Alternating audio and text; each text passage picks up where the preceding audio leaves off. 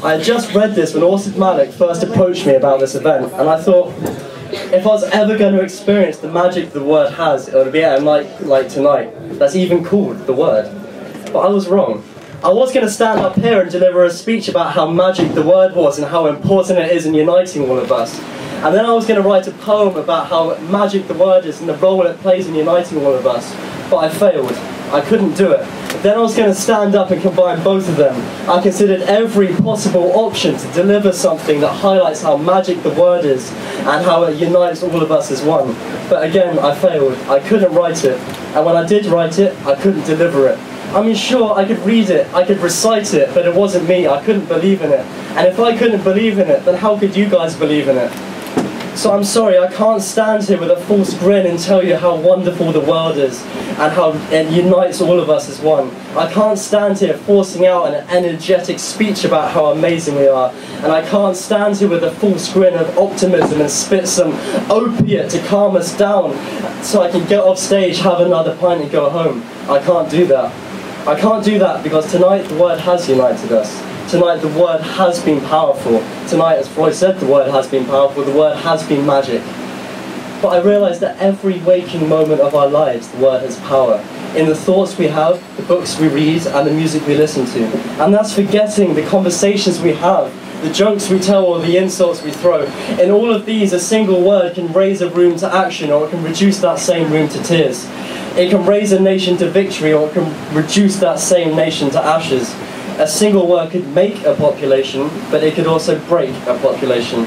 I have no doubt in my mind that any one of the poets before me could deliver a word in such a way that would do the above. And now that is not what I was wrong about tonight. I was wrong because I realised how the Word is used in everyday life to divide and destroy people that have the same feelings, the same rationality, I mean the same everything, they just look different or they sound different.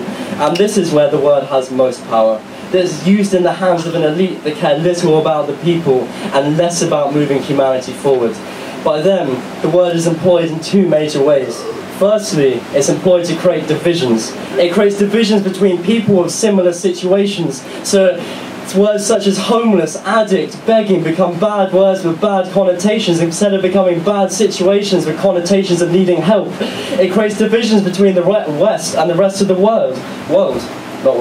During the Enlightenment, they used the word savage to create differences, and that justified their creation of an animal class that they relied upon for their depraved way of life. I, like everybody in here, could list thousands of examples of how the Word is actively used to create divisions. Immigrants, beliefs, benefits, Muslims, Asians, blacks, women, gay, disabled, transgender. All of these assign a false and negatively loaded identity which differs them from the norm. This is how the Word is used in the active sense. Secondly, and how it is used in the passive sense, is almost more upsetting. Sadly, most of us in this room will walk outside and see the homeless guy in the gutter out there, walk past him, maybe chuck some money in his direction like a cheap fairground ride, but would we have a conversation with him? Probably not. Sadly, I know none of you would admit it, but I know there are people in here that when sat on a train and a young black man will sit opposite you, will feel deeply uncomfortable, go home, read your Daily Mail Britain First headlines and feel self-contented in your belief because they are scary people. Imagine the difference a conversation could have had in that situation and changing it around and moving forward. Now sadly, there are a growing number of people, thank you Mr. Farage, who will see a hijab or a bearded Arab man with a bag and think, I wonder what's inside. Whatever it is, I hope it doesn't explode. Based on a Daily Mail-fueled lack of human identification with him. Imagine what a conversation could do in that situation. Just imagine. Like in the Enlightenment, this lack of speaking creates a different class, and in doing so, it divides the one class that actually needs to be united, and that's the exploited class, which everybody in here is a member of. I'm not going to stand up here and deliver the Communist Manifesto, mostly because I'm not a communist. Do it! But Do it! Do it! But the simple fact of the matter is, almost everybody in here works for a wage, and that wage is a very small percentage of what you actually make for the company.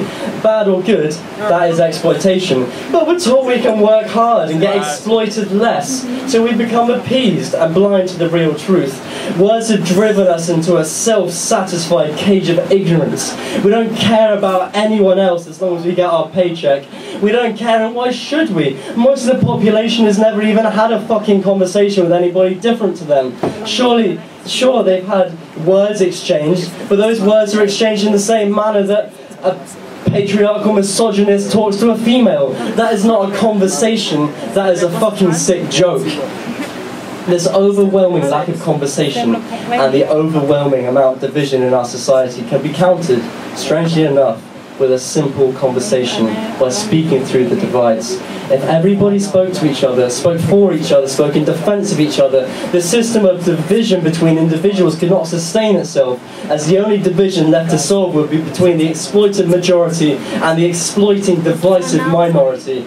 And this is where the magic of the word needs to be used. Not just in a room with good music and good beer and good friends, but everywhere. We need to dispel this myth of us being completely separated, self-reliant individuals, which we are simply not. We need others for love, for conversation and laughter. We need others to keep things we can't do, to do things we can't do. We need others to get the food we can't grow, and we need others to make the clothes we can't make.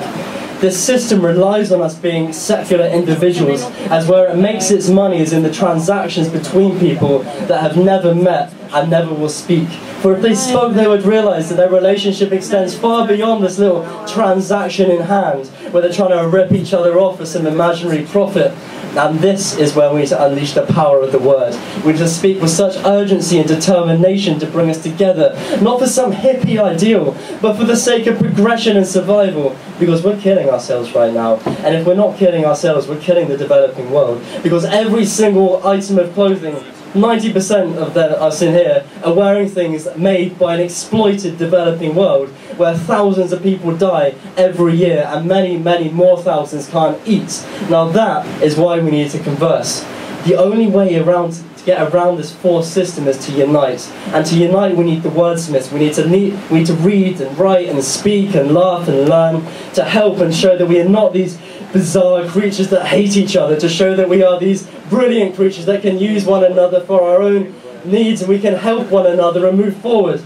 So for the sake of humanity, unite and crush the cage of words we are kept in that mean little and matter less. For when the wordsmiths go to war, great nations will fall, great chains will be broken, and the great person in all of us will rise. And when they have risen, we will look at one another and say, who knew? Who knew that revolution would be magic? Thank you.